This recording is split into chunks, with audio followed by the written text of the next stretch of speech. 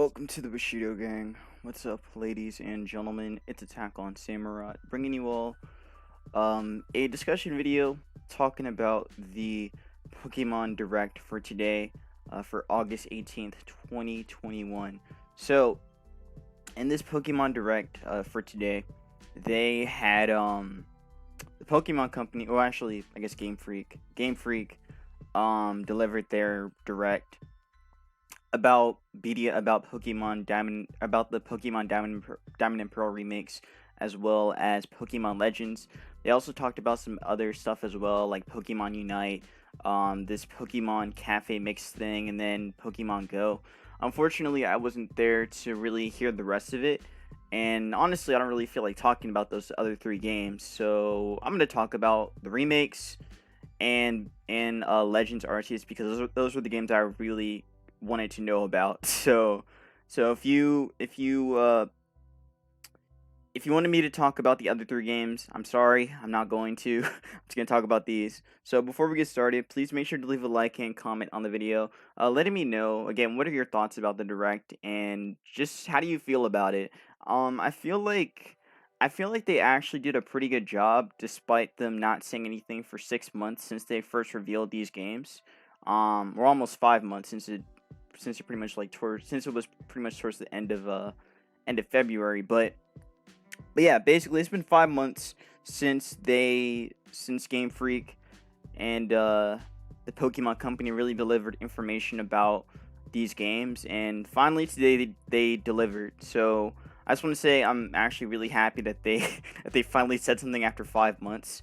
But yeah, we actually got information and pretty much a breakdown on how these remakes are going to be, and a little bit more information on Legends Arceus as well. So we're going to start off with the remakes first, then we're going to dive into Legends Arceus afterwards. So Pokemon Brilliant Diamond and Pokemon Shining Pearl are going to be coming out on November 19th, 2021. So they are 3 months away, which is honestly crazy to think about, man. It really is. Now when they showed the trailer for this game, or I guess like the second trailer for this game, they did show a lot more stuff. They definitely improved on the graphics. I think there's actually a screenshot of the new graphics here. If I can actually find like a better screenshot, that's Legends Arceus. Let's just go to story and see, or maybe features. I think features might be better, but just see the story just to see if there's like an update. Well, actually, here's what the map looks like. But I'm gonna talk about the map soon or later on. Let me just actually get to. Oh, you could. Oh, I didn't see this. What? You can actually. Yo, I didn't know you could change the appearance of the character now. I guess it makes sense because in case you didn't know, Dawn and Lucas are now customizable, so you can change their outfits now. So that's pretty cool, actually. Honestly, it's kind of good for Lucas because Lucas's outfit really is kind of outdated. I think Dawn, like her outfit's still pretty much fine. She was still able to get through the amount of time, or her design's still like her design's better than Lucas. I'm just gonna say it. It's just better than Lucas. But yeah, now you can actually change their skin color, so I never knew that. So that's cool. Anyways, let me find that information about, or that like new screenshot or whatever, of how the graphics look. Because again, the graphics look much better than they did last time. They still have like the overlay from the last trailer. Let me see if I can find like a shot of the new trailer. Well, I guess. Okay, actually, yeah. So here's like a shot of how it looks now. Definitely the game looks a lot better. Like it looks a lot more cleaner. The lighting looks better too. So they definitely made some changes for the better, and it definitely looks a lot better here now. They also did fix the model too for Lucas and Dawn. So now their hands aren't as like weird, or aren't as like weirdly made. They definitely like made the hands a little bit smaller. And again, the model still looks fine anyway. So yeah.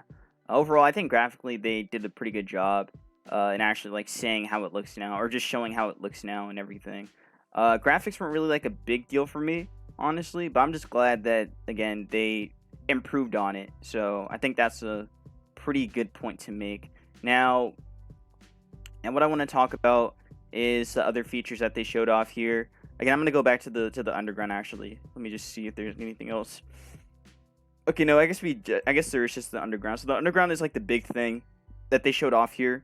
Now that it's a big thing that they want to show off. So we do see like an update with how the underground is going to be working in this game, and apparently you can actually find there's actually like different little areas you can go to. It kind of looks like Mystery Dungeon a little bit, like with the whole layout of the new underground now.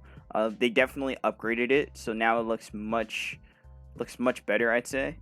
It doesn't look. It definitely looks very different from how it looked originally in the original game. So they definitely made like a pretty big upgrade on this. But yeah, let's just go through the information real quick. Use the Explorer Kit you will receive during your adventure to visit the Grand Underground. So it's called the Grand Underground now, where you participate in activities such as digging up valuable treasures and Pokemon fossils or creating your own secret base. You can also visit places called Pokemon Hideaways, where you can find Pokemon that live in a variety of different environments. So as you can see, they do show like how the environments, or they do show like the screenshot of finding like areas underground, so you can go to these little spots underground and find some Pokemon. So it's kind of funny because when I was a kid and I got this game, or when I was a kid and I went underground, I always wondered what those little like twinkles were. I mean, I didn't really find out until like, well, no, I knew that it was like, you could find treasure and everything, but I also thought, like, when I first got the game, I thought there were also Pokemon down there. So it's kind of funny that they actually brought that this is now a real thing. So you can actually find some rare Pokemon here, and even like some Pokemon from the older gens as well. They could even see Centered here from Gen 2. So they're pretty much expanding on the decks now. I think pretty much the dex is going to be the original 493 that were present in the original Diamond and Pearl that you could find through like transferring and such. So yeah, they also do show like more fire types too, just to really show that they made an effort to add more fire types. So we see Numel and we also see Magby, well, Magmar was in Pokemon Platinum, so technically they did upgrade from the Platinum dex, and yeah, so this is much more than I expected. Definitely much more than I expected for them to do. But I'll definitely take that. This is definitely one of the highlights from the trailer showing this. And uh, and yeah, so this is Pokemon Hideaways come in a variety of different terrains, ranging from stillwater caverns to volcanic landscapes, with different Pokemon living in each type of environment. Among the Pokemon that inhabit the Sinnoh region, there are some Pokemon that can only be found in Pokemon Hideaways. There's also a screenshot that showed, well, actually in the trailer they showed a screenshot, or they showed gameplay of the character running up to a Munchlax. You can actually find Munchlax, which, in case you don't know, Munchlax is one of the rarest Pokemon to find in Diamond and Pearl. In fact, like, it was so rare, like, I think you could only find one of them out of like 4 honey trees in the game. And there were a lot of honey trees spread around in the game, but you could only find it like 1 out of 4, I believe. So it was very it was very rare to find. Very, very rare. Yeah, they talk a little bit more about it. Some of the walls in the Grand Underground can be dug into using a sledgehammer or a pickaxe. So they pretty much have like the same little button that you had to use. By digging into them, you could find things like useful items for your adventure and valuable Pokemon fossils, as well as new Pokemon statues that have been added to these games. Wait, hold on. You can dig up these statues? Really? I thought, okay, I remember that you could actually, well, with statues, if you wanted to upgrade your base, I think you'd have to trade the spears that you get from digging. So you would actually trade them with one of the collectors underground, and then you could get some treasure, or you can get like some valuable stuff to put in your base. I didn't know you can actually dig up these fossils or these statues. It's interesting. Build your own secret base and decorate it with Pokemon statues. You can use an item called a Digger Drill in the underground to build yourself a secret base within the walls. Pokemon statues Pokemon statues that you can find while fossil digging can be placed wherever you like inside your secret base. You can customize your own space. I had no idea. I honestly thought this was like a decoration thing, but you can actually like find these. So it's pretty cool. Adventuring together with trainers underground, so you can actually you can actually mine underground online, so that's really cool too. Now, I never got to do that. Again, I didn't really have friends, growing up playing this game, so I pretty much just kind of soloed the underground. It was still a lot of fun. Um, anyways, but yeah, now I can do that online. So I definitely, that's definitely gonna be a really fun experience to like go underground and just start digging fossils and such, and finding some spears and statues and everything. So that's gonna be really really cool. And I guess you can also like explore these hideaways too with your friends. So not bad. Okay, no, there's more screenshots. Hey, nice. Yo, they even have like the old Pokédex information that they had in the original games. That's really cool. Yeah, I like these screenshots a lot. So again, they definitely improved from what they showed 5 months ago. So this looks much much better. Um, got the same poses as well. But yeah, this is so much better. They even show like a little bit about the contest. I don't really care about the contest too much. Well, okay, it's funny. It's funny though, cause I remember that in not Heart Gold, in Heart Home City, where you first discover these contests, or where you first have to you first do the contest. I actually thought that it was like you had to do it. Like I thought it was something you were forced to do in those games. But apparently, it's just you didn't even have to do it to advance into the game. All you had to do was just, get the tuxedo from your mom and you could just leave. I thought you actually had to go into these contests and then leave. But no. I literally found that out like I think like 3 years ago or something like that. That's where I actually found out about this, that you could actually just leave afterwards. But yeah. But yeah, I thought you had to do these before you could actually leave to go on to the next spot, because you were actually forced in or locked in Heart Home. You couldn't actually leave until you had to talk to Fantina, I believe. But yeah, contest, there's different categories for it, just like in Gen 3 where they first started. So coolness, cuteness, beauty, toughness, cleverness, all that. Different ranks as well. And I remember that one of the last ranks for it was supposed to be I think on the island that's like in the post game. So I don't know if that's still gonna be a thing. Probably will be. But yeah. Not much to really say. There's different like categories and such, like visual stuff, dancing, moving. So cool. They brought back the seals, but they actually called them stickers, which is weird, but okay. So the stickers, I'll just call them seals though, but the seals are back, so you can customize them.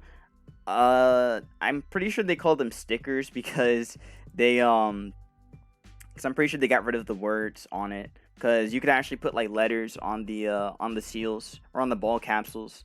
Uh, but I guess maybe they wanted to take that out because they don't want to encourage wording and all that. But it's not like the game is gonna be, or it's not like there's gonna be rank matches on BDSP, so you could pretty much say whatever you want. But I guess uh I guess you just want to be safe and not actually have that. So I guess that makes sense. But yeah, you can get these stickers, and you get them from defeating gym leaders too. That's cool. Oh, that's actually a new thing. They never did that in the original game. That's not bad. I don't know why Leafeon's there, but yeah, they show a little bit more about it. So they have like different like little stickers here. They got like flame stickers, electric bolts, or thunderbolts, music, all these little like different stuff here. I like these a lot. These are a lot of fun to do. Um, you can actually make them 3D too. Huh. That's cool. So they have it they have it in 2D and in 3D. Nice. All right. So any more stuff here? Oh yeah, you can actually walk around with your Pokemon now. So that was something that wasn't in the original game either. Oh, this is the route that leads to Sunny Shore City. But yeah, it looks like you can actually walk around with your Pokemon in this game. So that's pretty cool. Nothing like too big about that, but still nice to see. So at least they brought that feature back. And then they showed off the union room, which is basically going to be the online room for these games. So there's like different rooms here. You have the union room where you can interact with people through local or online communication, and then the local room, which is more communication, like with someone else that has a Switch next to you. And then there's the global, which you could actually, I guess, is more broad, so you can actually do like a whole globally trading with people. So that's pretty cool. So you can trade, battle, and other activities.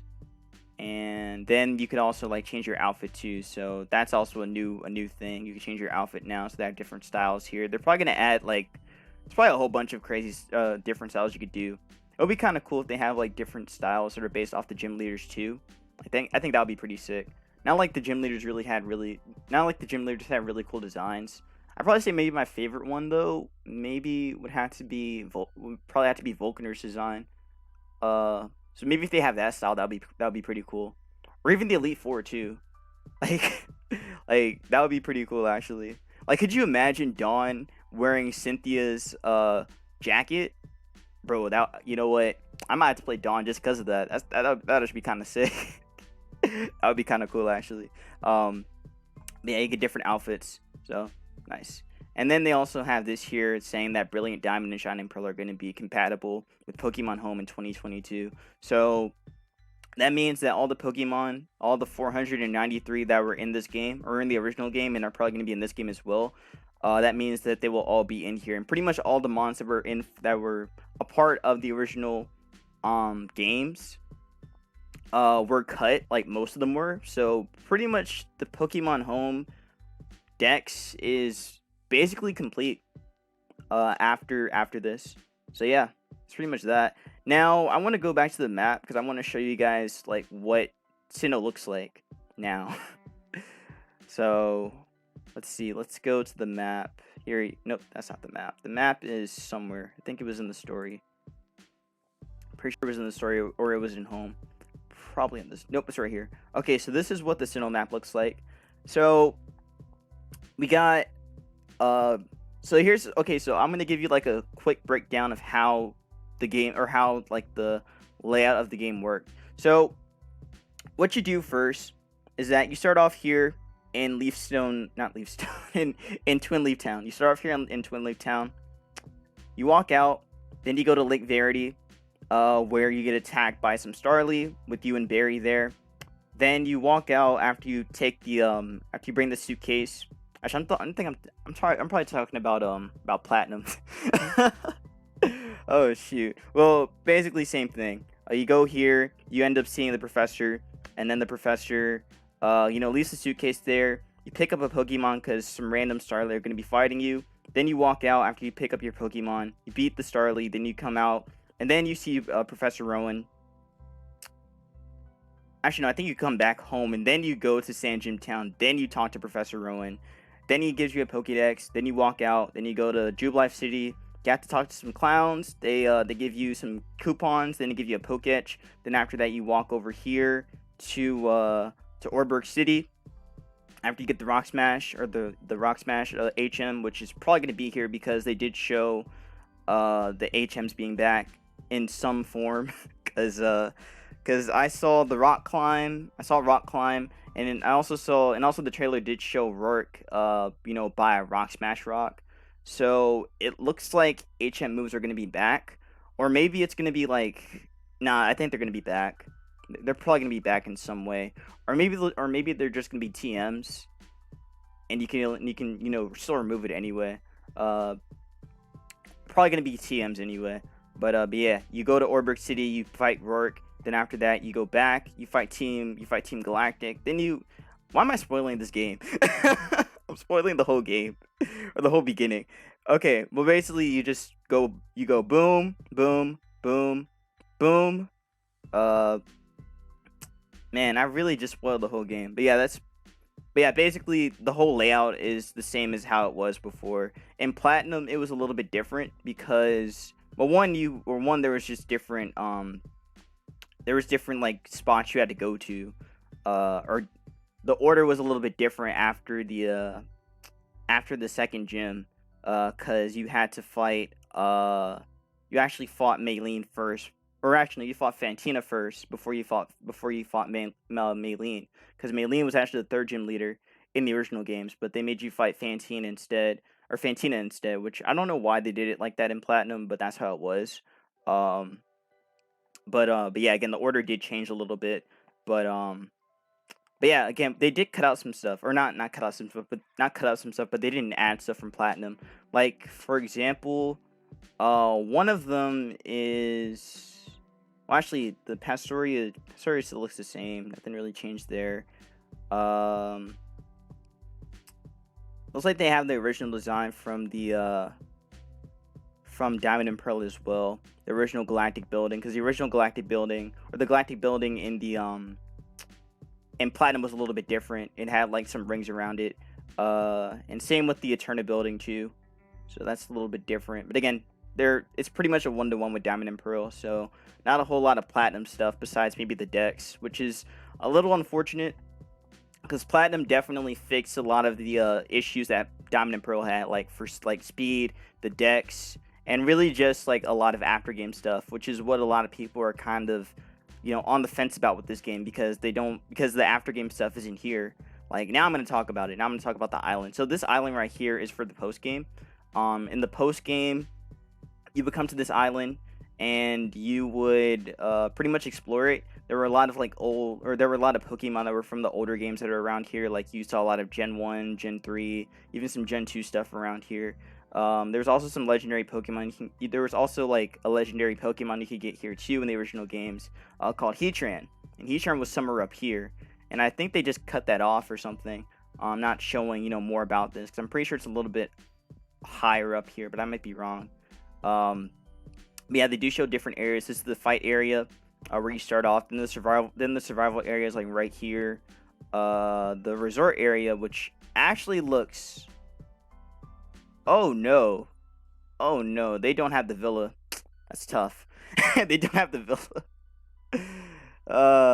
Yeah, they don't have the Battle Frontier in this. The Battle Frontier was like a fan favorite back in Platinum, or in the original Platinum game. So with them cutting it out, I think it's safe to say that they're never gonna bring back the Battle Frontier ever.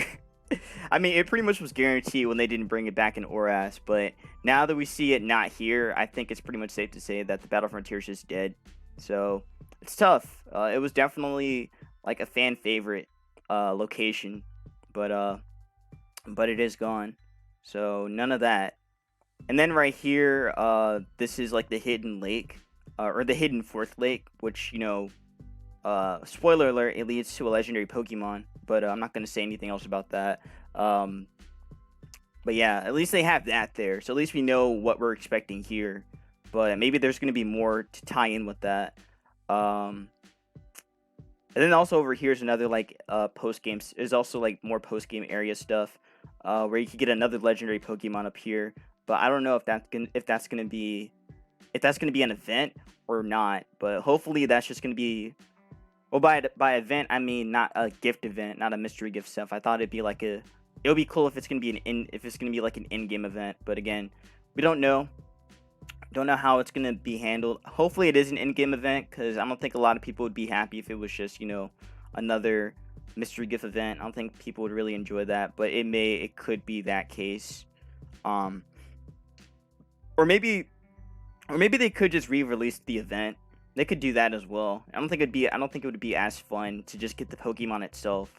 But they could just add that event back here, and revamp it or somewhat. Then there's also like the Full Moon Island, where you could get Cresselia. Then there is also like another island where you can get another legendary Pokemon, but that hasn't been shown. So I don't know if that's also cut off here too. But hopefully that's not going to be another event, because that wouldn't be fun. Because again, like a lot of these events I'm talking about, these events are like so old. they're so old.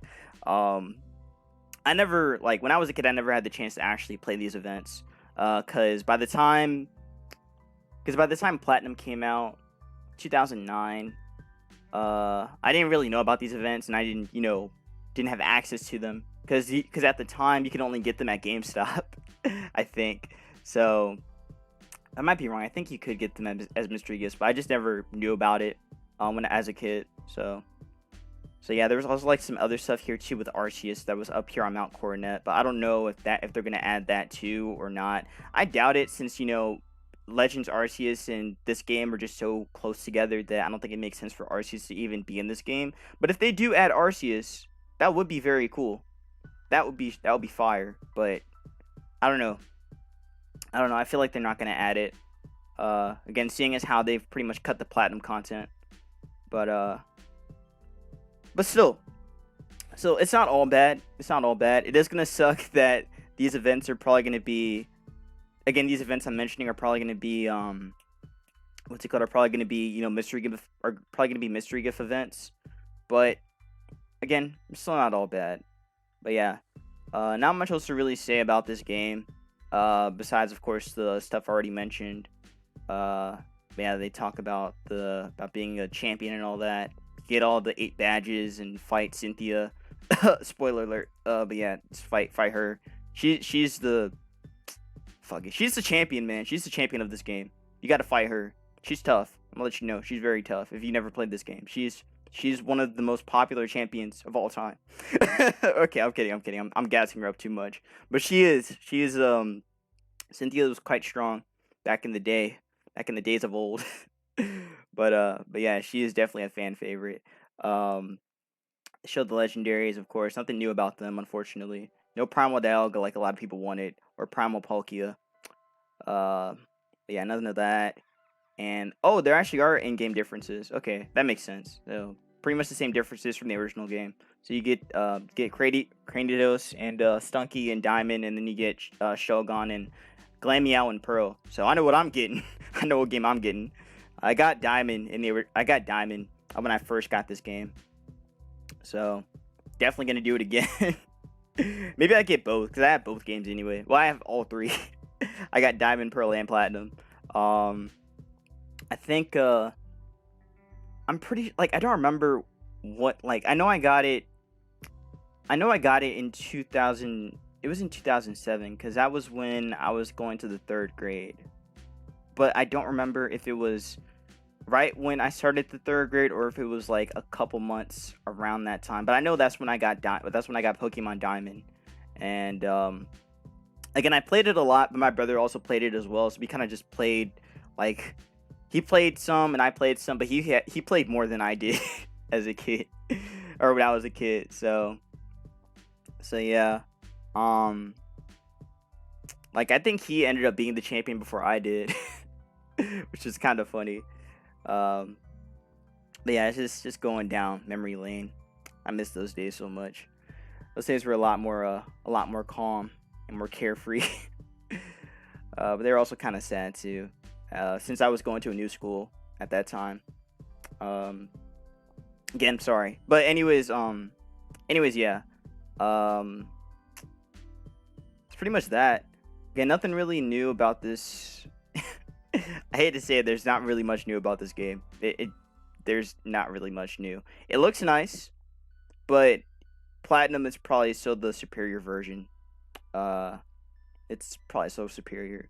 Like, the thing that makes Platinum so good is the content. Like, the content really just kind of, outdid Diamond and Pearl. But what makes Platinum not as good in Game Freak's eyes is the sales. Apparently, Platinum did worse than Diamond and Pearl, which I don't know how it did, but that's the case. So I guess maybe when they see something like Platinum being a failure, they decide to just go back to the original game, which is unfortunate, but I guess it is what it is. So if you're gonna get Diamond, just know, again, there are some differences. Again, Cranidos and Stunky. You could also get Murkrow in this game. Pearl, you get Shogun, Glameow, and Mischievous. They didn't add that. I don't know why they didn't add that. That's a pretty important point. But yeah, you can get that. You can get Mischievous here, and you can get Murkrow here. So if you want Diamond and you want Murkrow, because I know you want Murkrow. Murkrow is cooler than Mischievous. I'm gonna say it. That mon is cooler than Mischievous. If you want Murkrow, get this game. If you want Mischievous, get this game. But I prefer Murkrow. Alright, I'm done. Not much else to really say about this game, unfortunately. It is what it is. Um, oh yeah, one more thing to note: they fixed Barry. Barry looked like trash in the original trailer, but they actually fixed him up, and he looks much better. Uh, they should say Barry, not your rival. Your rival is not a name. It's Barry. Barry the goat, man. Seriously, one of my favorite rivals ever in the Pokemon series. He just has more of a personality compared to like the other um compared to the other rivals in the series. And he's also quite strong too. Probably one of the strongest rivals that we've had in the series. Like his team goes up to like level 80, so I guess it will be on par with maybe Wally, back in Oras. But this was the original. Barry was the original. I don't know how they're gonna fix his AI. Probably gonna make it bad because they've been doing that with all their recent games. So won't be able to see Barry in his full glory.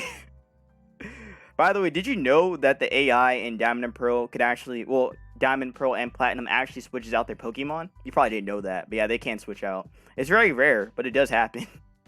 It does happen. God, I love these games so much. uh, so one thing I do hope is that they actually update the move pool for these games or for these mons. There actually was a couple screenshots of or actually in the trailer they did show like the move list for, or not move list, but like they did show Turtwig's like move set when it was fighting Rourke's Geodude. It showed growth, leafage, withdraw, and leaf and razor leaf. Now, two of those moves were something that that Turtwig never got. It never got growth and it never got leafage. Leafage was a move that what's it called? Leafage was a move, or was Rowlet's original move. So seeing that makes me think that we may be getting some updated move list, or an updated move list. I mean, so that's pretty exciting actually. Because I think that's what a lot of people really want to see, like some more like an update to the move list. There's also like some other shots too of return being back, which was another move that was removed from that was removed in Pokemon Sword and Shield. So we're probably gonna be seeing some returning moves coming back, which is gonna be really really cool. So yeah, probably gonna see Hidden Power again, Pursuit as well, which was another really important competitive move. So a whole lot of stuff's gonna be coming back, which is a good thing and can be a bad thing as well. For a couple of Pokemon that are quite powerful, like Regieleki now having hidden power is gonna be annoying. But yeah, let's just check Turtwig real quick because that Mon never got growth in its move pool. So unless I'm wrong, no, it did. Okay, never mind, I'm wrong. It did get growth, but it never had leafage. So leafage is a new move for it. Unless I might be wrong as well. And they do have it here, but I'm pretty sure it's not here. Yeah, it's not here. So they're definitely updating moves. I think there was even a shot back in the original trailer of Piplup actually using water gun, but I don't remember that. Or I don't know if that was true. They could also just like sometimes they do just put like filler moves in the game too, but I feel like that's not the case here. I feel like maybe Piplup does get water gun. Because in the original game, like, it's funny. In the original game, Piplup had to, it took a while for Piplup to actually get a water move. I think it learned water or bubble back in, I think it learned bubble, like, at level 9 or something, or level 11, 13. It learned a water move, like, really, really late. Like, so, if this is the case and they give it bubble first, so, because it seems like that's the case here. I think they're actually gonna give their stat move first, because they've been doing that a lot with their recent games, where they get the starter their stat move right off the bat. So Turtwig probably gonna have leafage first.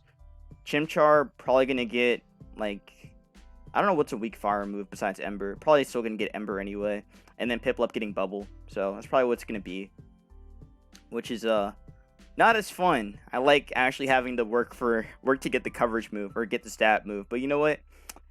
That's just the way modern Game Freak is these days. But yeah, I'm pretty much done talking about BDSP. Again, I'm happy with what they showed. Granted, it's not amazing, but it is what it is. It is what it is. I think these games will still be good. The online, even though there isn't any ranked, I think it'll still be fine anyway. They also confirmed that ranked will still be ranked will still be going on for sorry, will still be going on for Sword and Shield. So competitive Sword and Shield will be the move for another year, which is honestly, I feel kind of bad for people that play competitive Sword and Shield on the console. I feel really bad for you. But hey, if you enjoy it though, that's up to you. Up to you. But I don't know if I could really go through another season of seeing rule changes. but yeah. There's one more thing I wanted to show. I think I wanted to show more of the Union Room, but I don't think there's really much else to show about it. Let me just go back to it real quick. Is there anything more about the Union Room I could say? Oh yeah. There's a chance that there might be like maybe some rule sets you can do. Like you could probably set rules to like level 50 or level 100, and maybe even a battle timer, like a proper battle timer.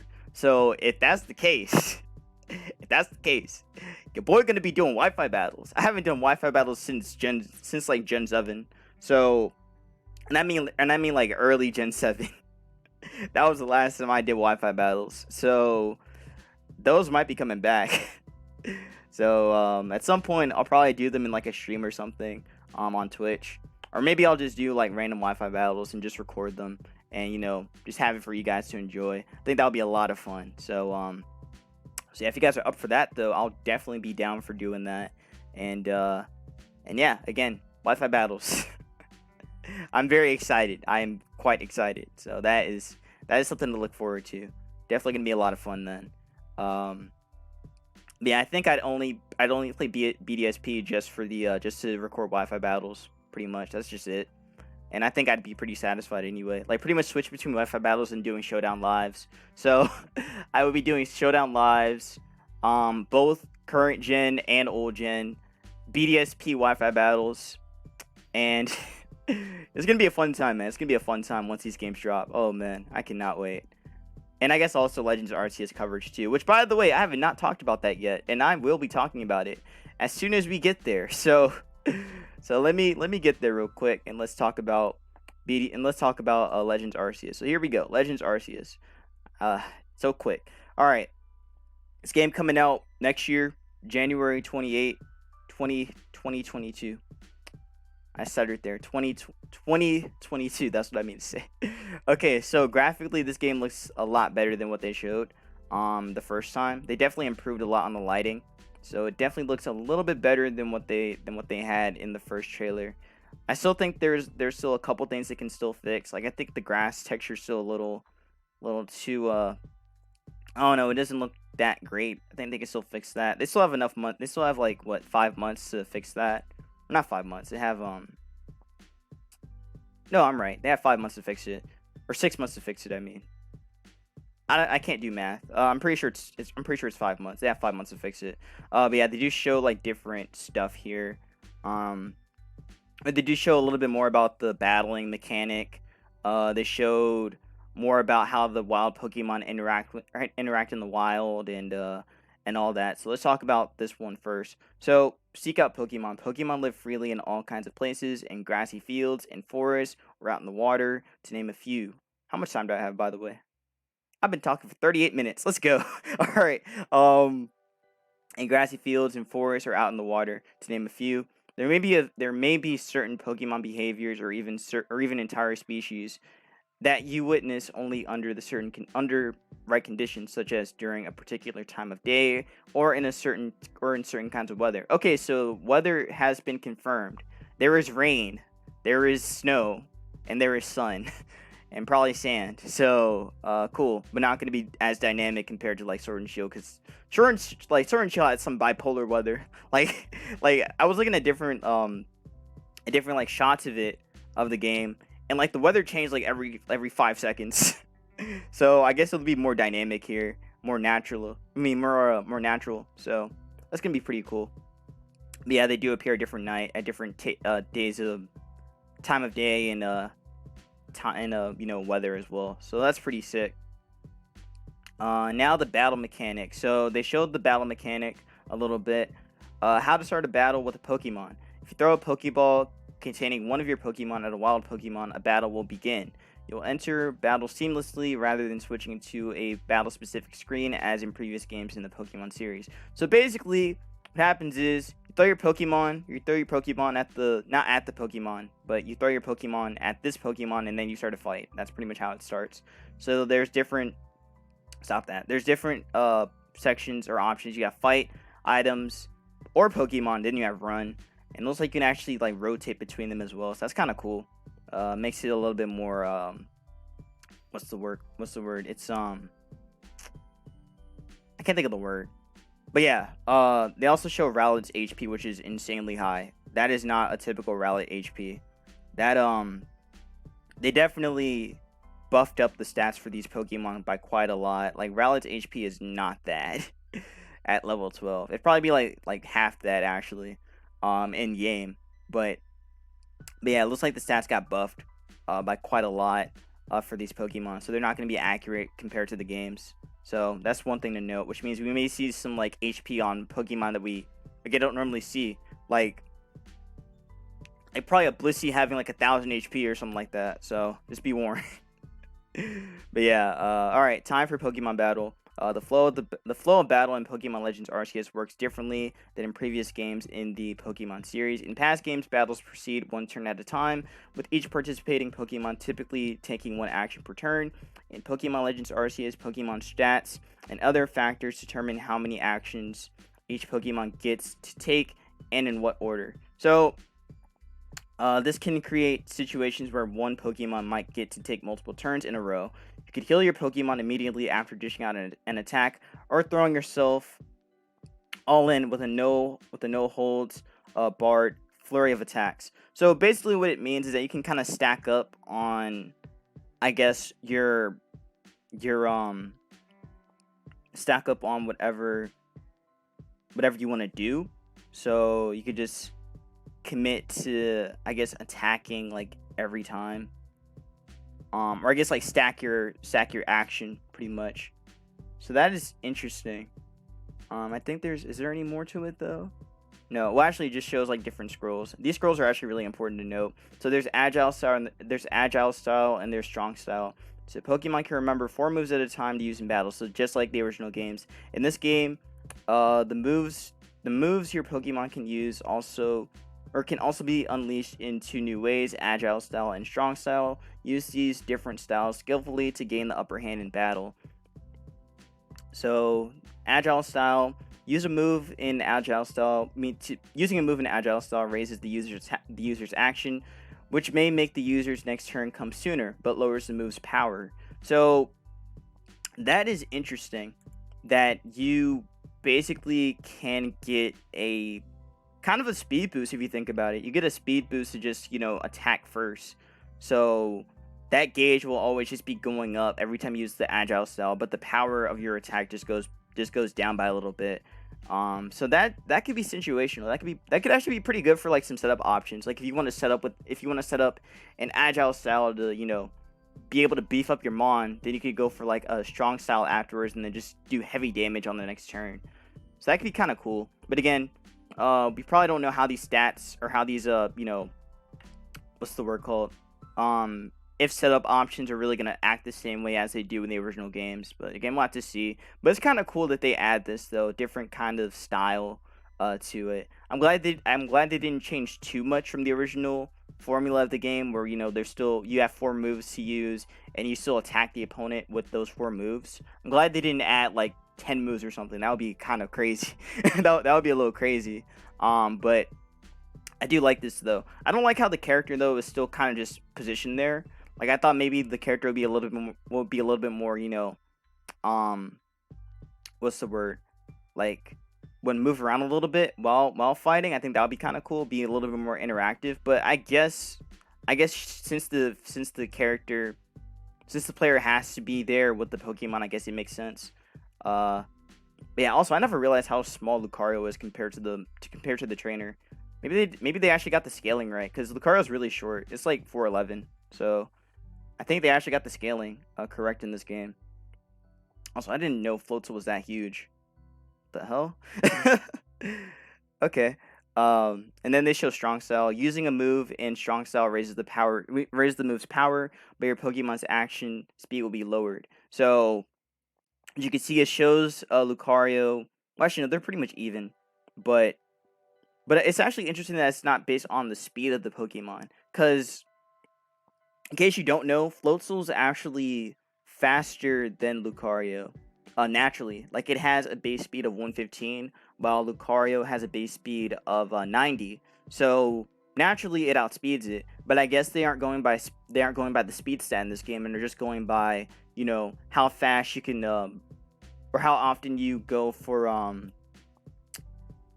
pretty much how often you go for strong style or agile style. So I wonder if that means that stat drops are going to be happening here as well. Like Lucario going for close combat with strong style, if it goes for it and then it drops its stats, normally when Lucario goes for close combat, it drops stats. So I'm saying that while you can go for a strong style attack with your strongest move being close combat, would that still affect you? Or would that still affect the Pokemon? Like, will Lucario have to take that stat drop and also be slower, and also have to take that slow action speed? I'm kind of curious about that. That'd be pretty cool to find out. But yeah, that is interesting though. I'm very curious about how this will about more of this this style. Very cool. All right, more information about the Dex. So the main mission is to complete the Pokédex. You add information to your Pokédex by catching Pokemon, but catching a Pokemon once won't be enough to complete its Pokédex entry. That is interesting. That's very cool.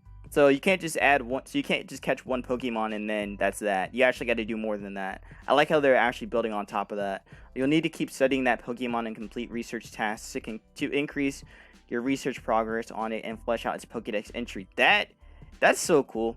That's so cool. I like that. Completing these research tasks will also contribute to your work in that Galaxy Expedition team and raise your rank as a team member, granting your access to new areas. Now that sounds interesting. Okay, so I guess that means that there's like a certain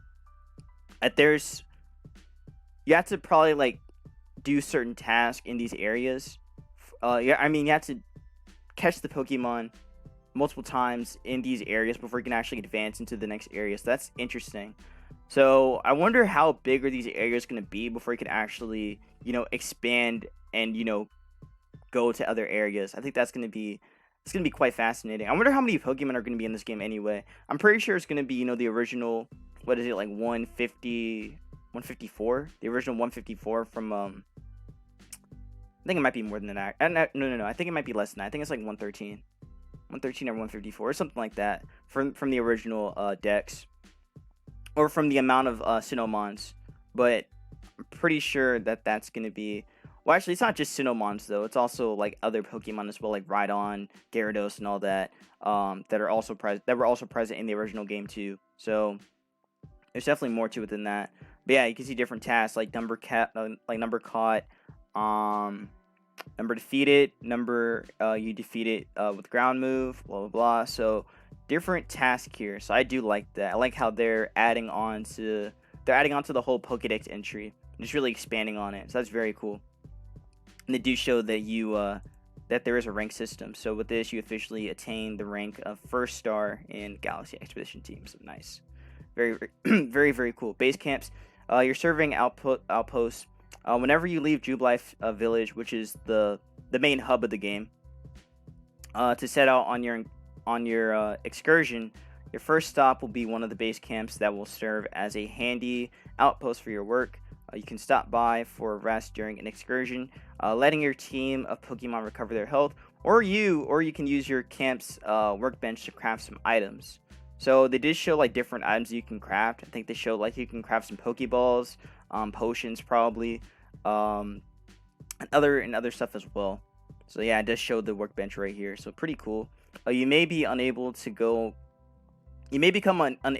on with your survey if you take too much damage, whether it's caused by wild Pokemon attacks or falling from high places.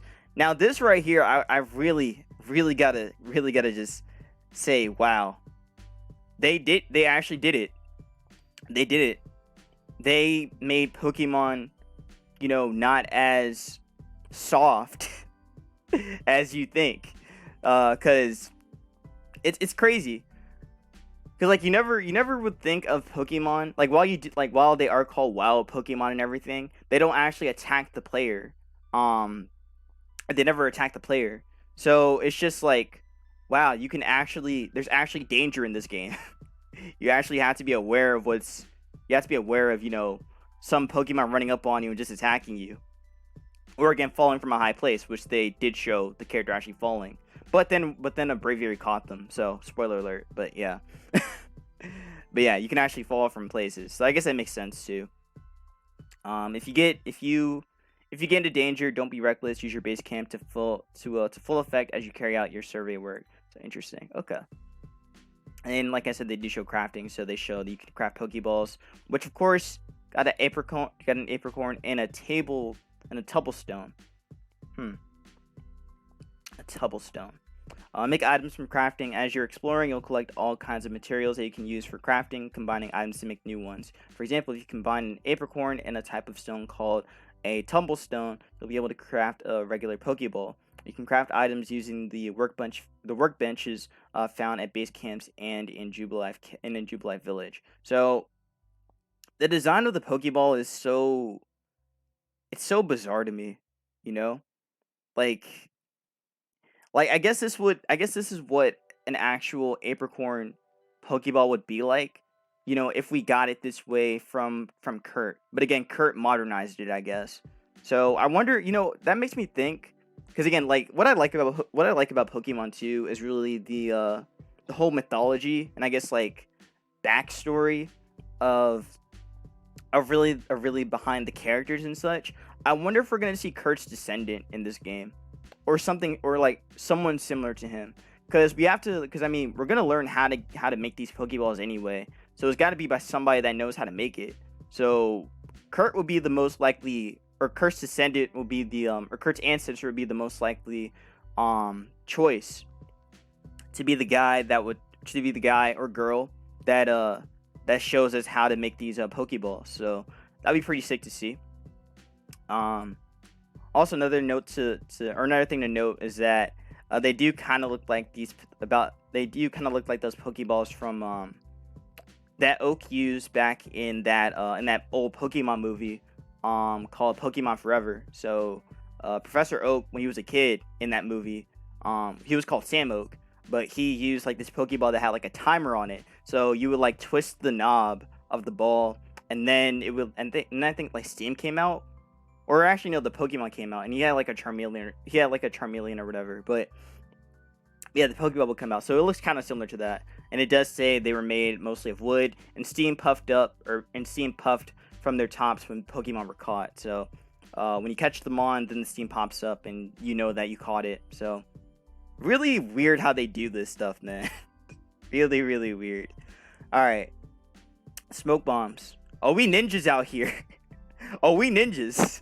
Okay. When thrown, these balls create a cloud of smoke that reduces visibility in the area.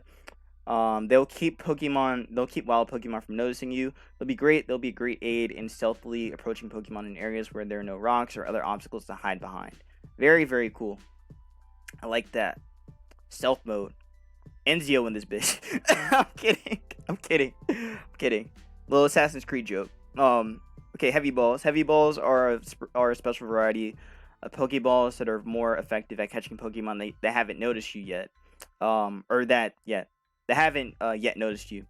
They're heavier than regular Pokeballs, so they don't fly very far. You'll want to make sure you sneak close to a Pokemon before using one of these. So I don't know, when I think about the so it's interesting. You have to actually be like up and close to catch them.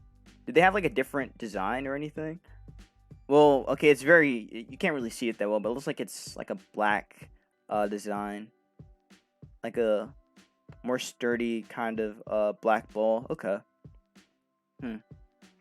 Now, the heavy ball design actually is kind of similar to it. Maybe it was based off this.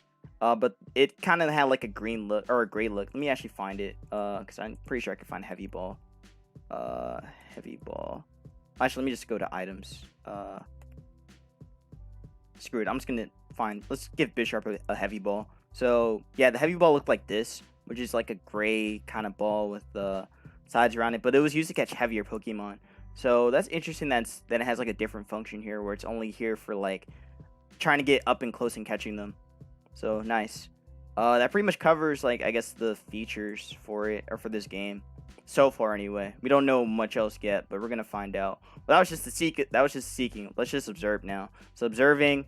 Observe Pokemon to learn their dispositions, while Pokemon will react to you in different ways depending on depending on the species. Some may come right at you and attack, while others will run away as soon as they spot you. Tailoring your approach to Pokemon's dispositions will be the key to successfully catching them. So, very cool that they have different ways of interacting with the player. I like that a lot. Not something that they actually showed off too much in the original trailer, where we saw the female character actually just throw the Pokeball at the Shinx, and Shinx didn't even notice. So I hope they change that, because that was pretty bad. I actually hope they do change that and they actually show the other Pokemon reacting to it. Like, again, we see the character about to throw the Pokeball right here. Like, I wonder if these Starler are gonna just fly away after seeing that. They probably just do. That would be really weird if they just stay there. But yeah, I'm pretty sure they're gonna make them more interactive. Battling wild Pokemon. Okay, we already did that. Now what about... Is there anything else? It's gameplay. Okay, what about weakening? Weakening a Pokemon. Battle can be a critical step in catching some Pokemon. Wild Pokemon become easier to catch after they've been weakened in battle. So pretty much just, standard stuff. Catching. Aim a Pokemon. Or aim when you find a Pokemon that you want to catch, get close to it, and then try to catch it with the Pokeball. Okay, just standard stuff. Alright. This is what you all been waiting for. The story. I'm not going to Pokemon yet. I'm gonna wait. I want to know more. I want to know more about this. I want to know more about the story before we actually dive into the Pokemon. So here we go. Now that we actually have more context about what's going on with this region. Your adventure set in the expansive natural majesty of the Hisu region in an age long ago when it was rare for people and Pokemon to live in close harmony.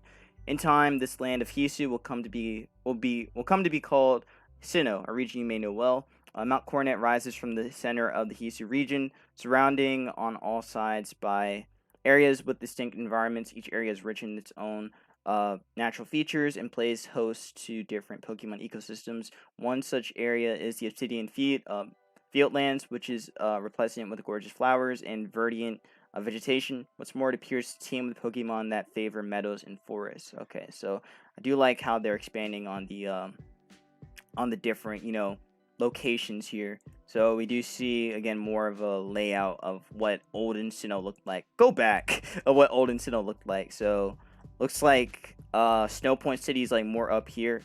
You can find a Gyarados. Whoa. That's a giant Gyarados. Why is there a giant Gyarados? Or maybe maybe it's not a giant Gyarados. It's probably just meant to, show that Gyarados is up here. Maybe that's why. But I do like this art. It's like olden kind of Japanese inspired art. Very, very cool. But yeah, we do see the original lakes. Well, actually, we only see two of them. I don't see the third lake here. So I wonder where the third one is. Oh wait, no, duh, it's up here. So, or no, up here actually. Okay, so it's kind of... No, it's more like on a side angle. That's what it is. It's more like on a side. That's really weird. But it looks like there's like more areas around here though. So definitely olden Sinnoh has a lot more to offer than the current Sinnoh that we know. Since there's just a lot more areas around here. So this will be a lot of fun to explore. We do see olden Stark Mountain over there just chilling. Probably gonna find old Heatran there too. So that's gonna be pretty lit. See this like big ass cape over here. Man, this got me excited, man. I really can't wait to see how this is gonna really unfold. Like, this region looks like this old region of Sinnoh looks a lot more fun compared to what we know today. Yeah, we do see this big ass tree over here, um, and such. So yeah, a whole lot of this environment is gonna be very, very. The environment's gonna be very dynamic. I wonder what like changed it to make Sinnoh become so cold. Like you see like I guess this dried out area, which looks more like a excuse me, which looks more like a desert over here. And then you see like I guess like a marshland kind of area to kind of represent Pastoria. Um, but yeah, very very cool. All right, now that I'm done looking over that, let's go into this stuff. Your base of operations, Jubilife Village. The Hisu region is home to Jubilife Village, the center of operations for the Galaxy Expedition Team, or Galaxy Team for short. Just swap that, add a little um TIC. Get rid of that X and Y, and there you go, Team Galactic. For short, people who have come from various regions to study Hisu. The team includes various corps, such as the Medical Corps and the Security Corps, as well as the Survey Corps, which carries out research on how Pokemon live. Okay, so when I saw this screenshot, right, when I saw this shot right here of this building, it did give me some Galar vibes, quite a bit. Just this whole like stone building that kind of reminds me of that one big town or that one big city that's in Galar. I forgot what it's called. Then we see like the Galarian wheezing looking steam chimney thing. So that's nice. It's not a chimney. It's something else. Like I don't know why I can't recall it, but yeah, it looks very Galar-ish. Or Galarian, I guess. I guess that would be the right word. It looks very Galarian. Jubilife Village will serve as a base for surveying missions. After receiving an assignment or a request and preparing for your next excursion, you'll set out from the village to study one of the various areas of the Hisu region. After you finish your survey work, you'll return once more to prepare for your next task, along with the headquarters of the Galaxy team and your own lodging. Jubilife Village boasts a range of useful institutions and services, such as a trading post, where you can trade Pokemon with other players. That's an interesting statement. So it looks like you can interact with players online, which I don't know why they didn't say that in the beginning, or why they didn't say that during the presentation. That's an interesting thing to note. So it could mean that there might be some form of battling as well. So we may end up seeing that and see how this system works online. If this is the case. If not, I mean, fine. To be honest, I actually don't want this to be an online, competitive game. If it does have some kind of competitiveness, I don't think I really want to, try to get into that. This looks more like, a standard RPG. So I'm not gonna really or a standard action RPG. So I'm not really gonna, invest into really battling. But it is cool. It is cool. I'll probably look at it and try and like check it out. But I'm probably not gonna play it. Or play the competitiveness of it, or the competitive field if there is one. But I don't know, I may end up getting tempted though, because the new Pokemon look very cool, and I really want to try them out too. Yeah, we're gonna get into these characters very soon though. So, oh, here we go, main characters. So these are the main characters for the game. We got Hikari and Ray, or Hikari or Ray. I think Hikari is him, or wait, no, Hikari's probably him, and then this is Ray. So your goal will be to meet every species, blah blah. Okay. Survey Corps members who's close to your age and has been the Survey Corps for some time. The appearance you choose at the beginning of the game will determine whether Hikari or Ray appears as your fellow teammate or team member. Okay, I see. I really am starting to dig their designs. I know I mentioned it. I know I said it at the beginning or beforehand when I first saw the trailer that I really like their designs, but now I really, really do like them now. It doesn't look like they really got improved that much since we saw them initially. But hopefully they do fix them a little bit, especially the lighting, because the lighting looks really, really off. Like, what is this? Like, what is this? This looks more natural. I like the shading here. But what the fuck is Come on, Game Freak. Come on, Game Freak. You can do better than this. What is this? What is this shading, man? This is not shading. This is just like, it's like they went in Photoshop and they literally just used the and they used the I forgot the tool. They used one of the shading tools. The shading tool you shouldn't be using. You should actually just use like a brush or something, or a pen actually. Pencil I mean. But yeah, this looks terrible. But hopefully they fix that. They need to fix that. All right, more characters. So we see Professor Laventon as a member of the Galaxy team's Survey Corps. Professor Laventon conducts research into Pokemon's modes of life. He aims to create a complete Pokédex. Huh. Okay. You know, there were some comparisons about him looking just like the character from Pokemon Platinum, Sharon or Sharon, Karin. It starts with a C, I know that, but I think it's Sharon. Charon. It's Charon. Should be Charon. Yeah, Charon. Let me find a picture of him real quick. Yeah, he looks just like him apparently, or that's what people are saying, that he looks like him. Charon, Team Galactic. I don't really see the similarity, honestly. I guess maybe I really don't see the similarity. Like him looking just like, I don't see it. Maybe it's just because he's darker. Maybe that's why. Maybe he could be related, but I don't really know. Maybe if he had glasses, that would probably make it a little bit more likely, but I think they're separate characters. But he probably plays some part in this, the whole Galaxy team thing. Then we see Professor Komodo. We see Tanjiro's dad. No, I'm kidding. I'm kidding. Commander Komodo, the boss of the Galaxy team, can be a harsh leader at times, but the team members trust him deeply and know him to be reliable. Okay.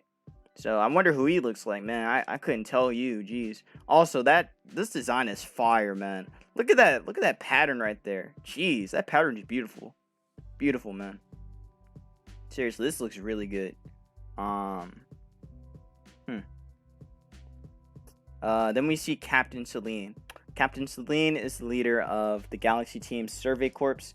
She is strict both with others and with herself, but she sees your potential and allows you to take a trial to join the Galaxy team. Wow, she looks very familiar. You know, look at those eyebrows, man. Jeez, man. I really wonder who she reminds me of, man. Can't put my finger on it. Man, oh well. Anyways, ties to the world of Pokemon Diamond and Pearl. The Legends Arceus is set in a different age from Pokemon Diamond and Pearl. Connects some, blah blah. Jubilife City. Hey, look at the similarities. Look at that. That's great. I like how they did that. It's very, very cool. I like how they even used the original image too. I thought they'd go back to they used BDSP, but this makes more sense. I like this though. I like that quite a bit. So I wonder if there's gonna be the trainer school here too. I wonder if that's actually gonna be here. Probably not, since this is just a new this is a whole new village. So I doubt they're gonna have a trainer school, but they could have one here.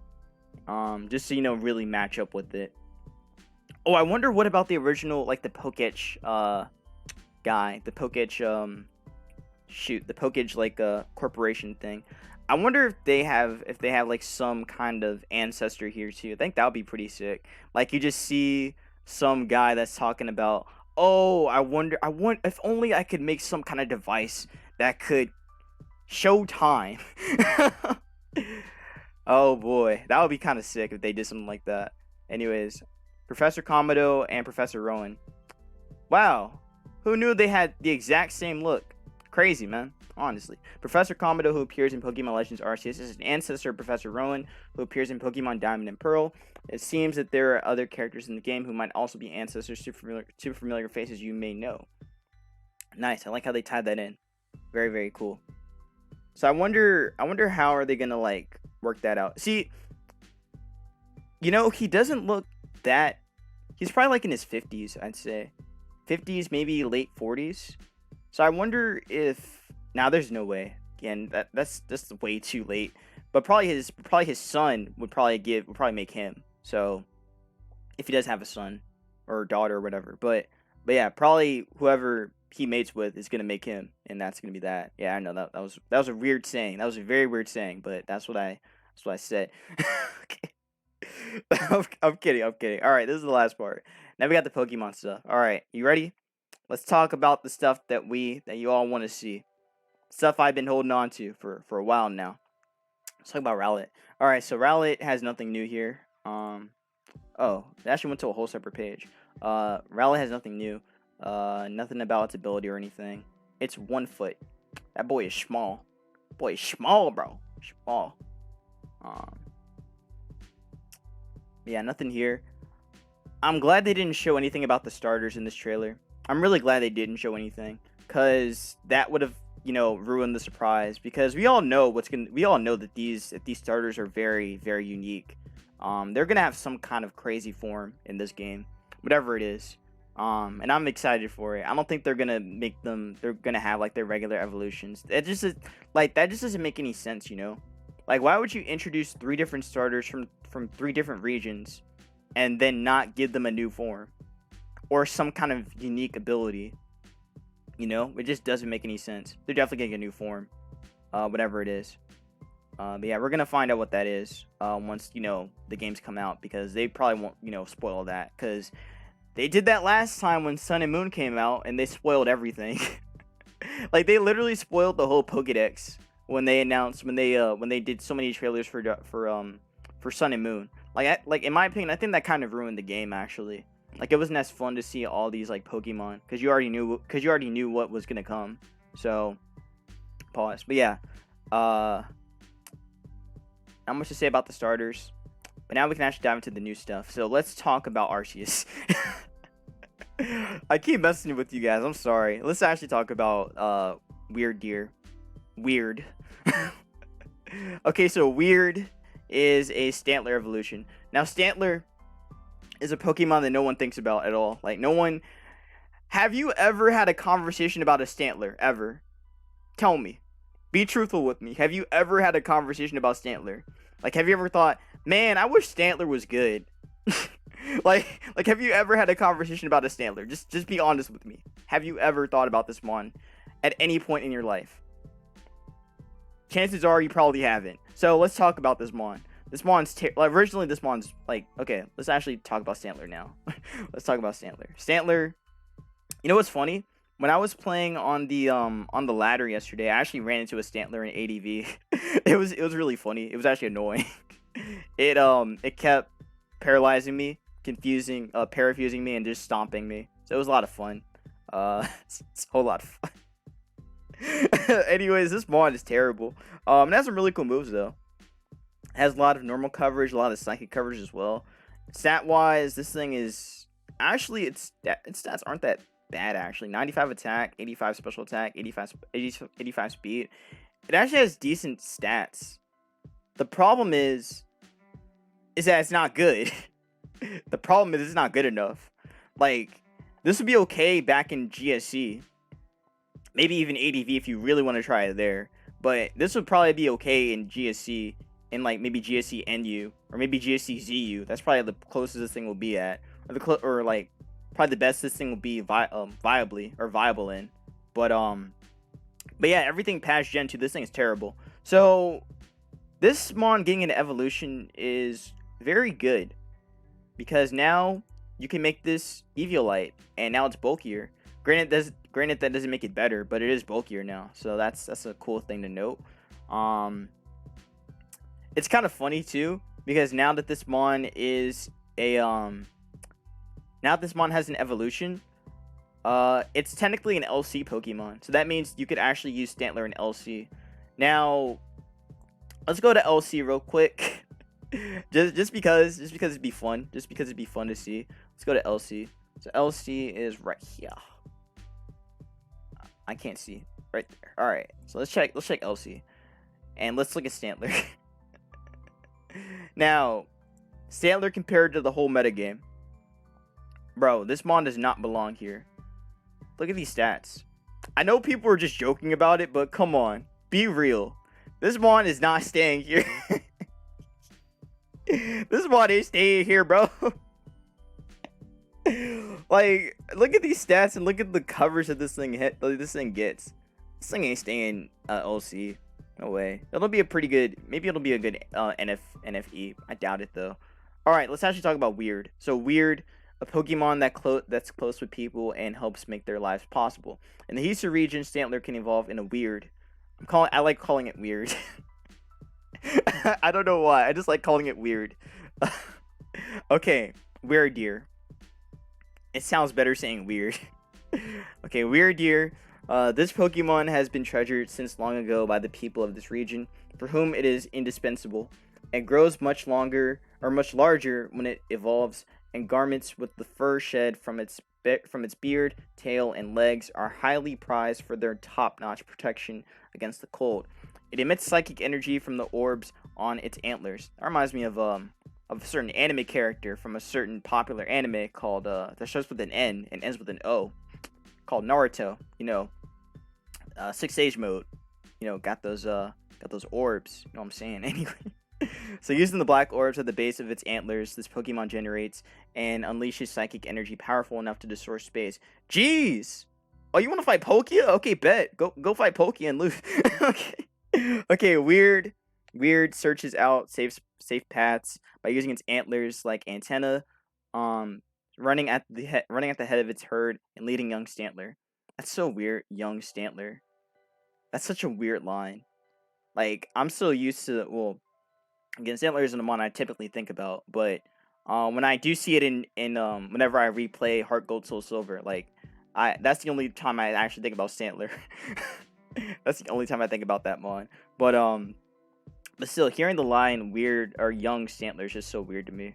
But yeah, this thing might be a physical attacker, or maybe a mix. Or I mean, it has the stats to be a mixed attacker. Like it has decent stats. Again, 85 isn't that bad. It might be usable. It might actually be usable. Like evolutions get like a base 100, boost. So if they just, put some investment into all 3 of these and maybe put a little bit into its HP, it might be okay. Maybe give Stantler like 10 more base attack, so that would actually 105 isn't enough. Probably like 115 to be passable. The speed could probably be like 90, honestly. If it's leading the herd, it has to be fast, it has to be fast to lead the herd and everything. And it also was moving pretty fast as well in the trailer, so this mon has some speed. Granted, performance doesn't actually show the stats anyway. I mean, we see that in like the Dex entries saying that Pidgeot, moves at like Mach speed, but that shit's like base 100. I think that thing would be like base 120. At least its Mega is, so I guess that kind of works out. But yeah, still, I think Stantler might be pretty fast, or I mean, its evolution could be fast, so that'd be pretty cool for it. But yeah, this thing being normal and psychic's pretty good. Makes it a ghost immunity, so that's not too bad. Technically, with it getting an evolution, it would actually be a better Girafarig, so that would be kind of sick. But yeah, I see this mon. This mon's probably gonna get some crazy stuff. Look at that move. That looks like a whole new move. Probably gonna be like some kind of maybe like. Actually, it looks more like Zen Headbutt to me, but I could be wrong. It emits it from its orbs though, so maybe it is a new move. Maybe it's like Psychic Branch or Psychic Orb, or I don't know, Dimensional Orb. That actually sounds like a really cool name. Dimensional Orb, or Distorting Orb, Spatial Orb. There we go, Spatial Orb. I like that one. Let's call it Spatial Orb. Anyways, yeah. This one might be cool. Now, or at least I'm trying to make it sound cool. But still, I'm glad that Stantler actually gets some attention. It's also a Gen 2 Pokemon. Like, it's been a while since some Gen 2 mons have actually gotten some attention. So, that's cool. Happy about that. Alright. The mon we've all been waiting for. Basque Legion. That name alone is enough for me to buy this game. That name alone. Like, have you ever heard a Pokemon name that just rolls out the tongue? Basque Legion. Just say it with me. Basculegion. That's, oh man, that's so far. When I saw this thing in the trailer, I just knew. I knew this mod was gonna be goated. I knew it. I just knew it. This thing looks so cool. And this and like the whole description for it makes it even cooler. Like, hear this. Basculin in the Hisui region can evolve into this Pokemon. This evolution occurs when a Basculin is possessed by the souls of other Basculin from its school that could not withstand the harsh journey upstream. Basculegion fights together with these souls, which attack opponents as if with a will of their own. So if you think about it, this is basically a Spiritomb. This is just a Spiritomb if you think about it. But still, it's water and ghost. A potentially physically offensive water and ghost type. That's so good. That's so good. The moment this Pokemon senses animosity, it will become enraged and attack relentlessly until the enemy is defeated. This Pokemon gains power from souls possessing it, letting it swim on and on without tiring. This boy gonna be fast. That boy gonna be fast, man. Let me show you Basculin's stats real quick. Now Basculin is a mon I don't typically use, but stat-wise, it actually has really good stats. 92 in attack, 80 in special attack, and 98 in speed. This mon actually has decent stats. And you can make it mix as well, especially because it has adaptability. Adaptability, is probably the best ability you want for Basculin in general, just because you want to be able to get off that stab pump, or that stab waterfall, that stab liquidation, or that stab flip turn. This thing's quite powerful. It also has really good like other coverage moves as well, like Psychic Fangs, Superpower, Taunt, Zen Headbutt, Scale Shot even, Ice Fang, Head Smash. Like, this thing has good stats, or has good coverage options. So with this getting a ghost typing, oh lord. Oh my word.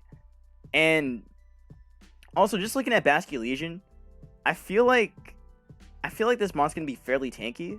So it might get a decent HP boost. Maybe like 80 or 88, something like that.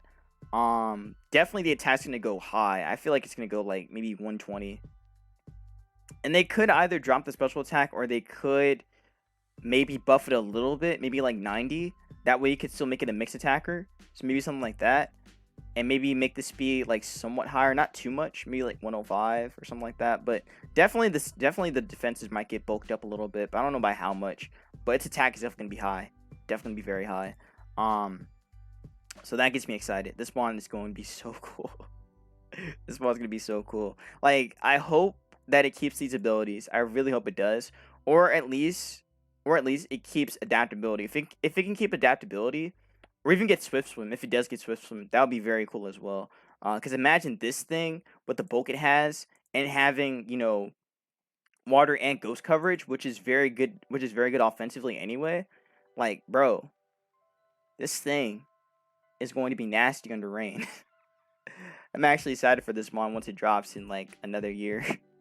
But yeah, I'm very much curious about what other like Hisui forms we're going to be getting in this game, because just seeing like this, and also seeing weird, makes me think that we're going to be getting some pretty fire designs and against some very fire mons as well. So I'm definitely excited for whatever Game Freak is going to be showing off with this mon.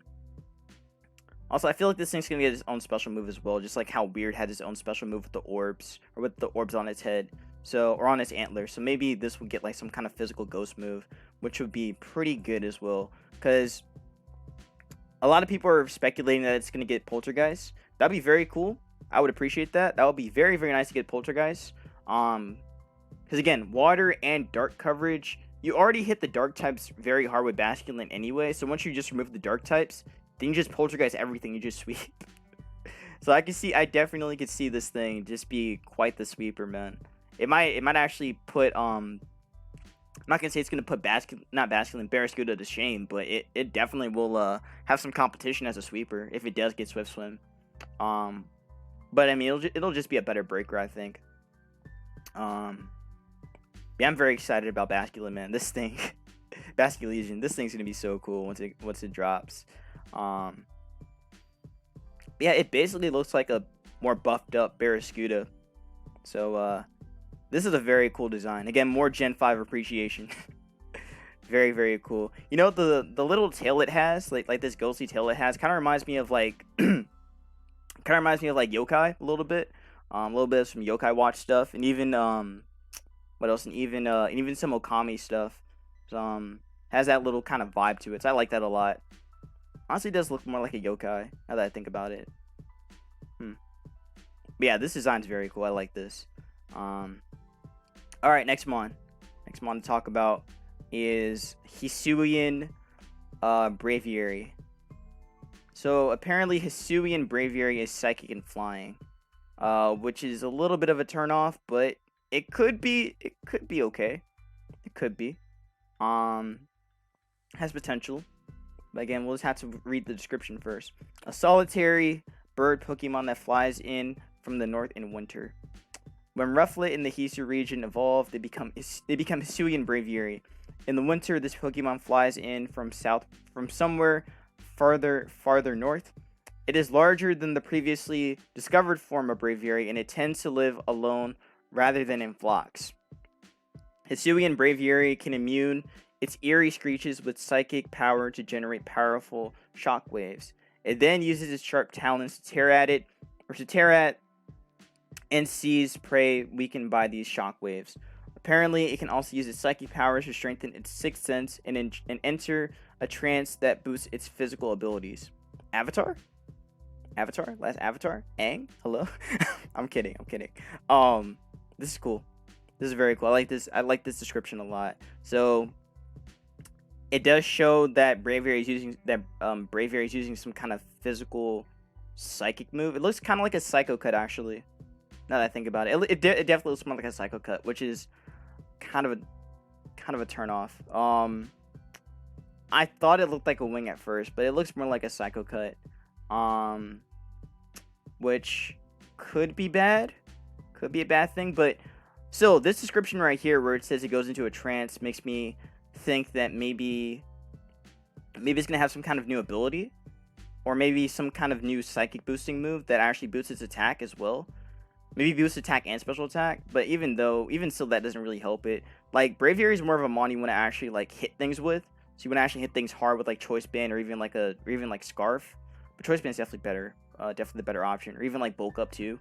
So I'm kind of curious about what kind of, how this thing will be handled as a physical attacker, a physical psychic type attacker, which most physical psychic type attackers aren't really that good. Besides Mega Medicham, of course. Mega Medicham is an exception, because that thing is just powerful. That's the strongest wall breaker. That was one of the strongest wall breakers back in Gen 7 and in Gen 6. So that mon has no competition as a physical psychic and fighting type, or as a physical psychic type. Now psychic and flying isn't the best defensively, because you get hit by dark, ghost, electric, rock, ice. You're neutral to bug. You're neutral to bug. You have more neutrals than you have resists. Because the only thing that this resists is psychic and I guess ground. Yeah, just psychic and ground. I might be missing another one. I'm probably missing another one. But those are the two that really stand out. Like, having a psychic and ground immunity isn't really, or psychic resistant to ground immunity isn't the best thing. Like, this mon kind of gets hurt pretty badly by that. But maybe they can, still salvage this thing and make it, relatively good. I actually like the design a bit. I think some people are kind of off and on about it. I think the design looks pretty sick.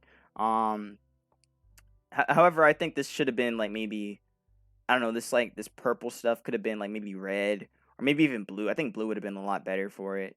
Would have actually matched this color scheme right here with its more grayish body.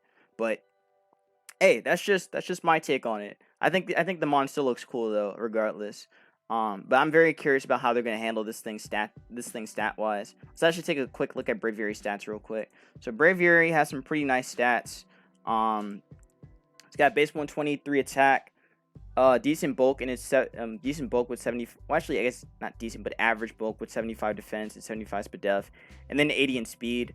Has really good abilities in Sheer Force and Defiant, so you could make it. So you pretty much can make it a wall breaker, and to an extent, and also have it be a make it a like a mon to absorb, defog and like stat drops and just be able to hit back harder. Now of course, well no, I'm not gonna go. I'm not gonna go further than that. But yeah, defog is probably like the better ability that you want on Braviary anyway. But yeah, they could make this mix. They could definitely like break. I don't know if they want to break the stats. I think breaking the stats might actually be a bad thing. And switching the stat and switching this to switching 123 special attack or attack to one. Switching like swapping the attack and special attack just seems kind of weird, especially after seeing that description. Like I feel like this thing's gonna be more of a mixed attacker than a special attacker, or than a full on physical attacker. But hey, I could be wrong. I could be wrong. I think it would benefit more being a physical attacker, but again, not sure how this is gonna go. But definitely that looks like Psycho Cut. So I hope that Braviary gets more coverage than that, like more coverage than Psycho Cut, and actually gets like its own physical psychic move to work off that. Like a decent base 100 psychic move would actually be pretty good on it. It already gets Zen Headbutt. Just make that 100. Just make that 100. That's it. Make it 100 and it'd be better. And make it accurate. Don't make it 90. Make it 100. Just 100 everything. Just 100 across the board for it. Yeah, Psycho Cut, Zen Headbutt. Those are not the best options. It needs something stronger for it to actually be relevant in the metagame. But yeah. So far it is kind of giving me some Galarian Articuno vibes, which is not a good thing. It's not a good thing to have vibes like that. So I really hope that they can do their best to make this mon as viable as possible. Because right now it's looking kind of iffy for it. And another mon that looks very iffy at the moment is our boy Galarian Growlithe. Or wow, Hisuian Growlithe. My bad. I apologize. Now when I saw this thing in the trailer, I had no idea this was a Growlithe. I was just like, is that a Growlithe? What? But this mon could be something. This mon could be something. I like its design. Honestly, I like all of their designs. I think all of their designs look really solid. Like I like all of them equally. But I'm leaning more towards Hisuian Growlithe because we're getting a regional variant of Arcanine.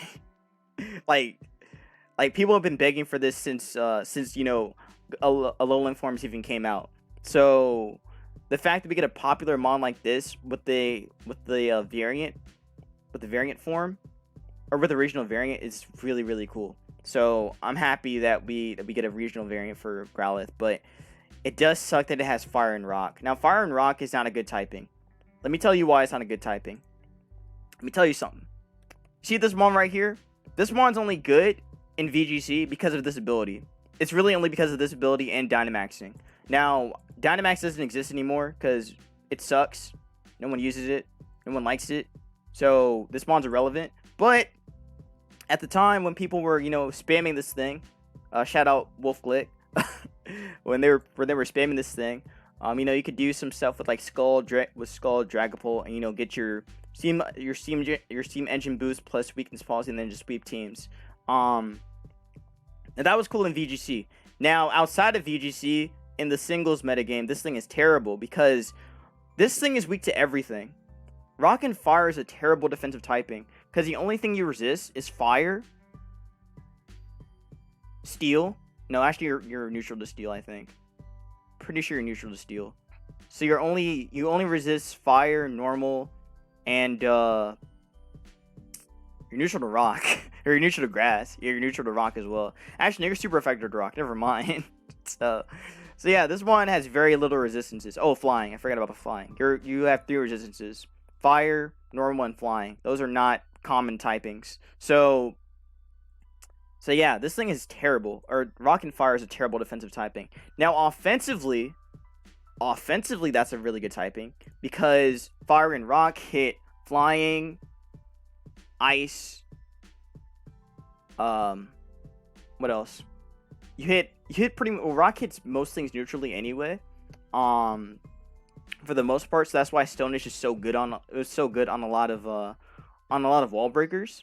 So you have that, but you have fire coverage, which is there, or I mean, you have fire coverage, which covers basically everything in the tier anyway.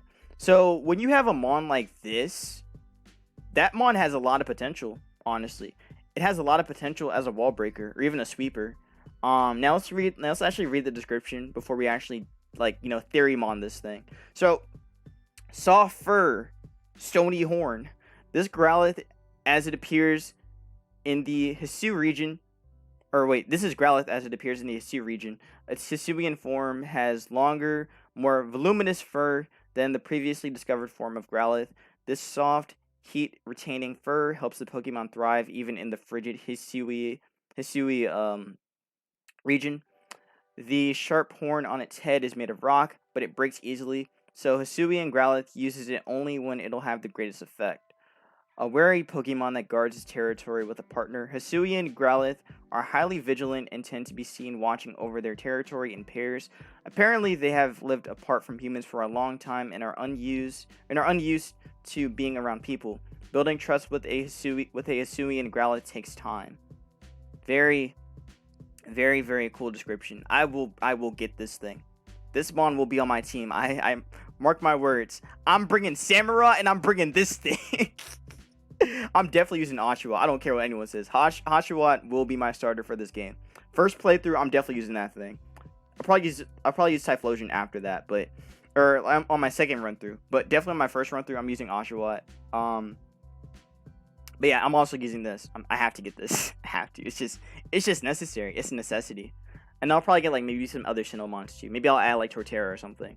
It just actually sounds like a pretty bad team, all in all, since they both share the same weakness.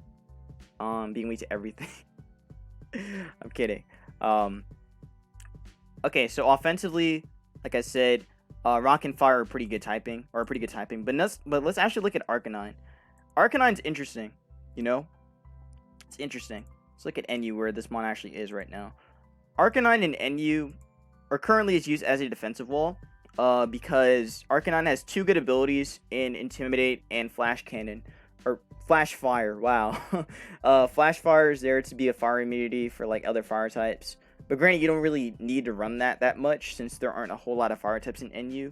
I mean, I guess the only example would be Talonflame and even Salazzle, but that doesn't really count that much. You pretty much run Intimidate just to wall the physical attackers most of the time anyway. But I think Arcanine might actually be dropping out of usage. I might be wrong though. I haven't really seen too much of it last time I played. But still, offensively, it's good too, since you have, again, look at the coverage options that Arcanine gets. Body Slam, Close Combat, Crunch, Double Edge, E-Speed, gets a whole lot of fire coverage with Fire Blast, Fire Fang. Then it has other coverage options like Iron Head, Outrage, Play Rough, which was actually from Let's Go, Psychic Fang, Scorching Sands, Wild Charge, Superpower. This thing has a lot of good coverage options. And when you give it a rock typing, there's even more you can do. A lot of rock types have a lot of other, a lot of rock types have a lot of ground coverage, ton of rock coverage, and even some steel coverage as well. So Arcanine could get other steel moves. Maybe we could see a Steel Beam Arcanine, or a Steel Beam Hisuian Arcanine, But again, it's better to use this thing offensively if it is going to be Rock and Fire, because again, Rock and Fire, you pretty much need Stone Edge, Blitz, CC, and E-Speed. Or if it gets Earthquake, Stone Edge, Earthquake, Blitz, and E-Speed, and just make that thing a wall breaker. That's all you need, really. A lot of people are saying this thing's going to be bad defensively, and I agree, it is. Don't use it defensively. If you know it's going to be bad defensively, then don't use it defensively. It's as simple as that. It's as simple as that. I'm preaching it. It's as simple as that. If you know it's bad defensively, use it offensively. That's how I see it. That's how Colossal should be ran anyway. And same with Magcargo. But Magcargo's bad in general. That thing is never gonna have any relevancy. But Arcanine though. Arcanine has potential. All they have to do to not mess it up is not make its speed lower. If they don't lower the speed, it'll be fine. It'll be okay. It'll be okay. It does suck that this mon is not the defensive mon it used to be, or the defensive mon it will be once it gets its evolution. By the way, they didn't even show Hisuian Arcanine, which I mean makes sense. Arcanine is a very popular Pokemon. It's very popular. One of the most popular mons from Gen 1. Um, so that's why a lot of people are like really hyped about it. But it makes sense they don't want to show it because the mon's probably too cool. That's why. The mon probably is way too cool in design. That's probably why they didn't want to show it. And also it could mean that it might not be an Arcanine. It might be something else. Which could be a bad thing too. It could be a bad thing. But again, we'll have to just wait and see what they do with this. And see, you know, how are they going to handle Arcanine, or how they're going to handle the Hisuian Arcanine line. But I'm definitely hyped for this for these new Pokemon though. Like I'm very hyped. This is exciting. This is very exciting. I haven't been excited for a Pokemon like a live thing, just like live thing, or really just video, really since I really want to say since Sword and Shield, but that's such a bad take, especially from the at the beginning of Sword and Shield, like when we first got the announcements for it, which was, wow, I can't believe it was actually 3 years ago when we first got the announcements for it. I'm pretty sure it was 2 years ago though. I might be wrong. No, it was 3 years because we got a trailer. We got a trailer towards the end of the year, or towards the beginning of the year. From the last, yeah, it was 2 years ago. My bad, sorry. But yeah, I guess I haven't been excited since then. So this definitely has me interested. So I'm definitely can't wait to see where this goes. Though this is gonna be really cool. Yeah, I love this design so much. This thing is so cool looking, man. Apparently this, like, the design wise for this, I feel like it's gonna evolve into some kind of like Chinese lion thing. Like it looks kind of like those Chinese lions that you'd see. Or I guess it'd be, what's the word called? It's like I think the actual name is called like a komine or komine. Hold on, let me find it. Chinese lion dog. Chinese lion dog. 'Cause that's what the Arcanine line's based off of anyway. Based off these guys. But I think the actual term is called like komine. But let me find the name.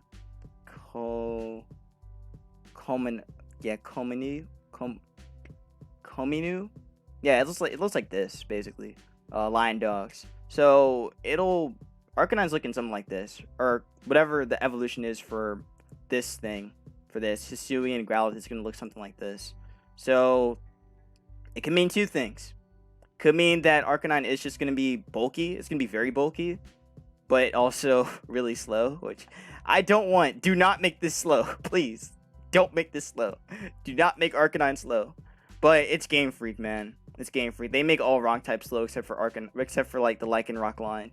And what else? Terrakion and like Neolego. But so I really hope they make Hisuian Arcanine fast. Or again, whatever the evolution is going to be for this. For Hisuian and Growlithe. I really hope they make it fast and they make it viable and usable. Because I actually like this. I like where this is going. They're pretty much going right back to the original concept of Growlithe and Arcanine. So if they just execute it right and make it look good and actually make it viable, I'm happy. Like, Arcanine's speed is already good. 95 is great. That's great speed.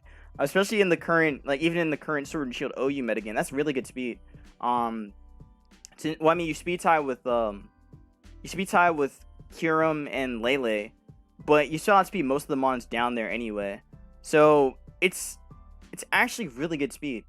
And even here in NU, it's good speed too. So all they have to do is not fuck it up. That's it. Just don't fuck it up. Don't make it like 60 speed or 50 speed. Just don't do it. Like, I know they're thinking about it. Don't do it. Just make it 95, and that's it.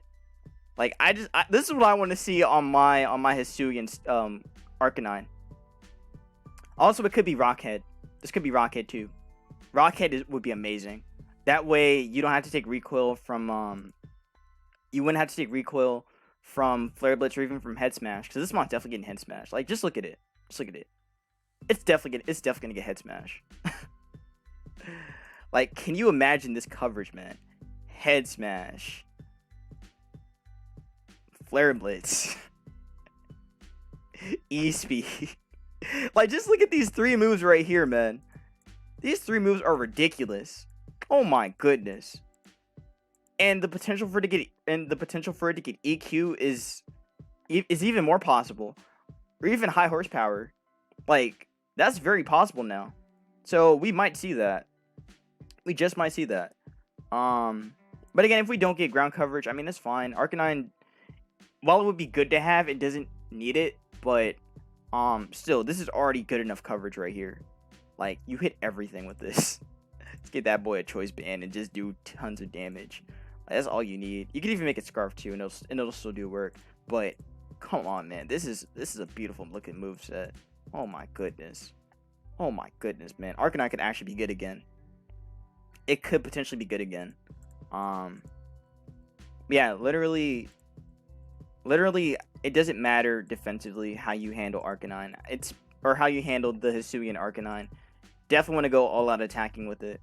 From what I'm gathering here from the information that we have about this mon so far. But yeah, I am very excited. Pokemon Legends Arceus has got me hooked, and now I am waiting for more information. So we'll probably get maybe one more trailer towards the end of the year, and then they'll drop the game in January, and then that'll be that. Again, graphically, I think the game looks a lot better than what it did in their first showcase of it. So I'm happy about that. They definitely are improving in the graphics, and I'm pretty sure that build that they made for this trailer was probably like maybe a month or two after what they made, maybe even 3 months after what they made. So they're probably still working on this. So what we just saw is not the final version, of course, from the gameplay saying it's not final. So I do think that they have more time to, fix up the graphics and make it look a little bit better. Again, it doesn't look exactly Breath of the Wild quality, but I think it's on the way to being there. But yeah, again, I'm happy. I'm very happy with the news we got.